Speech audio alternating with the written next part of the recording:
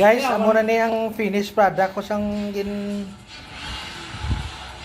do medyo palagpat o kun himo-himo ko nga chicharon no pero maayo man ko no namit man ah. Tanaw bala na chicharon man ang tsura no. Yung mukha niya talagang chicharon talaga.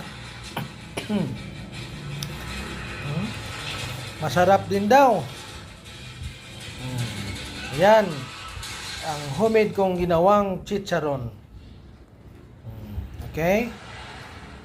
Hopefully magustuhan nyo at saka just comment later. I will teach you how to do this a simple way. Huh? Okay? Ayan, marami na soke ngayon. Meron na siyang ginawang para sa chicharon. Yan na, ito na yung kambal niya. Kita nyo? Okay?